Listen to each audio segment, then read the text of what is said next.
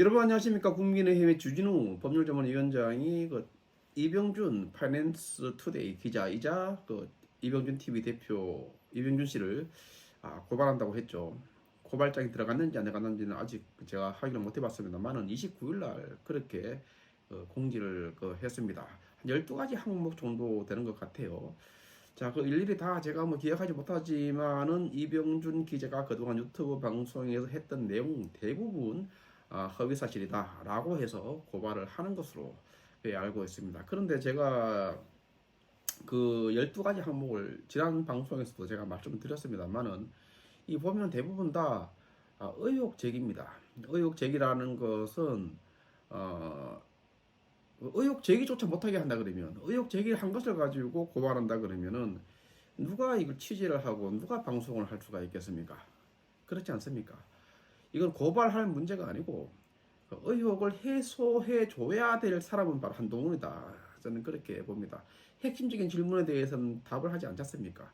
본인은 가만히 있고 주진우 의원을 앞세워서 또는 친한계 스피커를 내세워서 신지호라든가 김종혁이라든가 이런 사람들 내세워서 지금 방탄을 하고 있다. 저는 그렇게 봅니다. 그래서 법률 자문위가 한동훈 방탄하는 조직이냐 이런 말도 나오는 겁니다.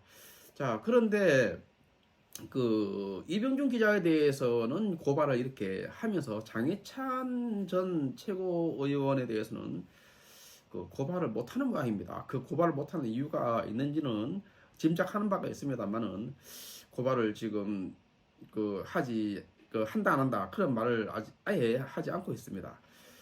하지만 누굽니까? 장해찬 씨는 지난 페이스북에 보면은 이렇게 썼어요. 제에게 라면서 형님 우리가 고작 이렇게 지저분한 사건 뒤치다끌이나 하자고 의기투합한 것은 아니잖아요.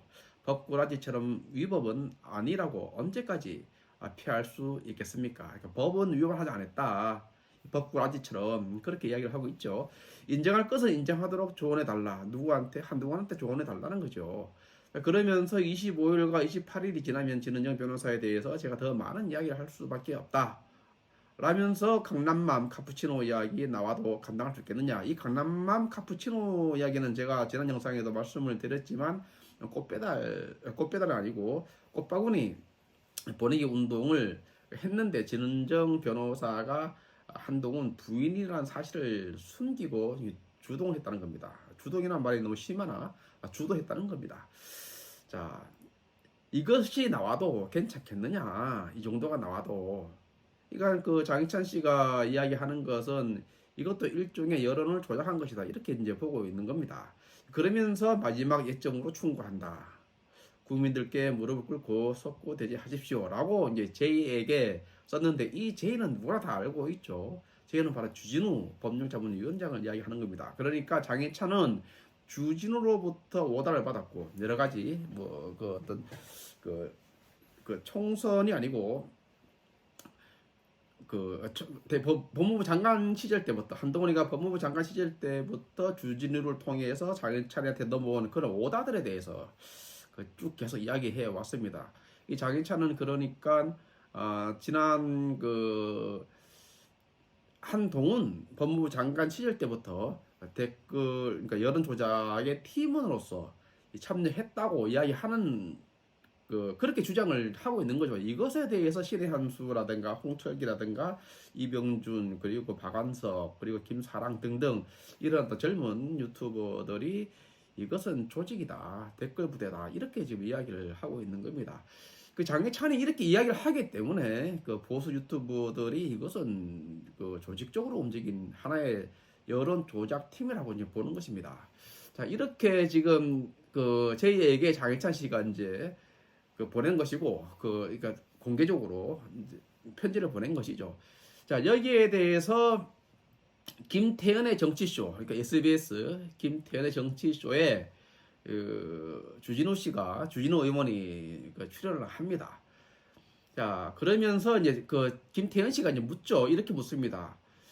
장해찬 전 최고도 고발할 계획이 있느냐라고 물으니까 주진우 의원이 이렇게 말을 합니다. 제가 아직은 공지하기 전에 고발 범위를 밝히기 어려운데요라고 이야기를 합니다. 그러니까 아마 고발 범위를 이제 밝히기 전에 인터뷰를 한 것 같습니다.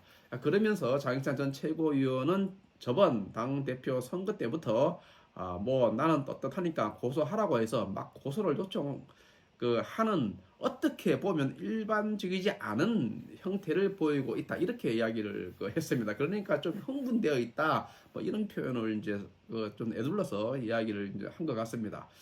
그러면서 그게 아마 당 대표하고 붙어서 본인의 정치적 입지를 좀 높이려고 하는 것 아닌가 하는 생각이 든다 이렇게 말했습니다. 그러니까 장해찬 전 최고가 지금 탈당한 상태 아닙니까? 저번에 공천도 이제 공천됐다가 지금 취소가 된 상황이었고 감정이 없지 않겠죠. 자, 그런데 지금 장해찬 씨가 이런 식으로 막 여론 조작 했는 것처럼 그렇게 이야기를 하니까 이 주진우 의원이 당 대표하고 붙어가지고 나 입당시켜줘, 복당시켜줘, 다음 뭐 한 자리 줘, 뭐 이런 취지로 지금 이런 땡깡을 부리고 있는 것이다. 뭐 이렇게 이런 의미로 한 것 같아요. 자, 그러면서 이제 조금 더 보면은 수위가 높은 발언을 한 사람들은 너무 많아서 합리적인 선별이 이제 있어야 될 것 같다. 그러니까 고발 대상자에 대해서 이야기를 하는 겁니다. 그러면서 하나는 분명히 말씀드립니다만은 본인 이야기가 다 맞아서 그렇게 고발 대상에 넣고 빼고 하는 게 아니고요. 저는 이미 우리 당을 떠난 분이고, 그러니까 장해찬이가 떠났다는 겁니다. 떠난 분이고 또 사실은 어떤 당에 대한 내부 정보도 전혀 없는 상태에서 사실 말씀하시는 것들이 붕 떠 있다 이렇게 말했습니다. 그러니까 장해찬 씨가 합리적이지 못하고 어떤 지레짐작으로 지금 비현실적인 이야기를 하고 있다. 뭐 이런 이야기죠. 붕 떠 있다는 이야기가.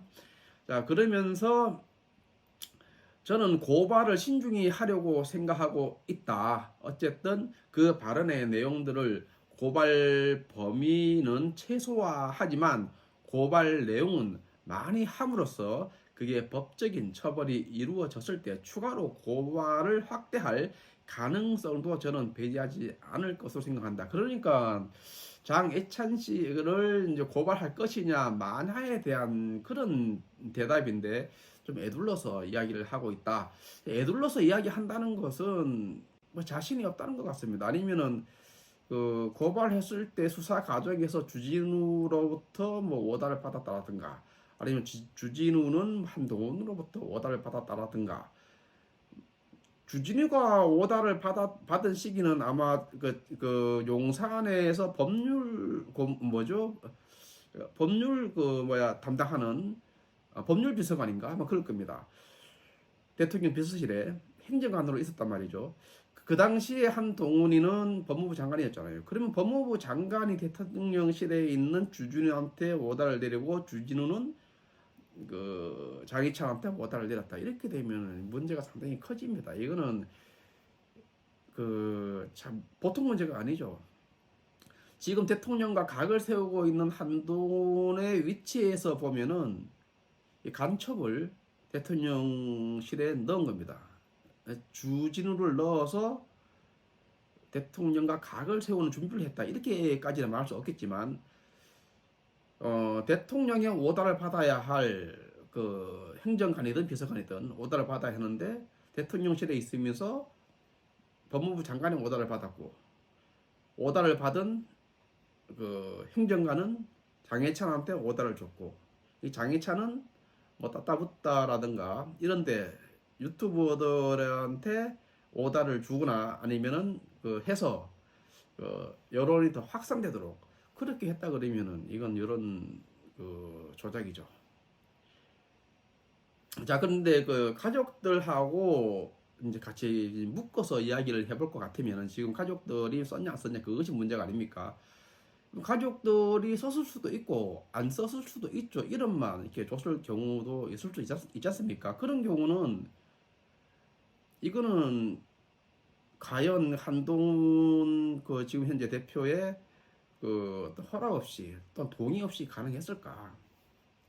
만약에 주민등록 번호라든가 이런 것들을 누군가에 의해서 댓글팀이 그것을 받아서 작업을 했다 그러면 이거는 엄청난 큰 사건이죠. 아직 그거는 밝혀지지는 않습니다만은 저는 그런 생각이 듭니다. 어쨌든 지금 주진우 그 의원은 현재 장해찬에 대해서는 고발을 못 하고 있다. 고발할 것이냐는 질문에 좀 에둘러서 말하고 있다. 에둘러서 말한다는 것은 자신이 없다 이렇게 좀 보여지지 않습니까? 누구라도 뭐 자신이 없는 거에 대해서는 빙빙빙 돌리잖아요. 그 말을 할 때. 저는 그런 생각이 좀 듭니다. 자, 오늘은 여기까지 하겠습니다. 감사합니다.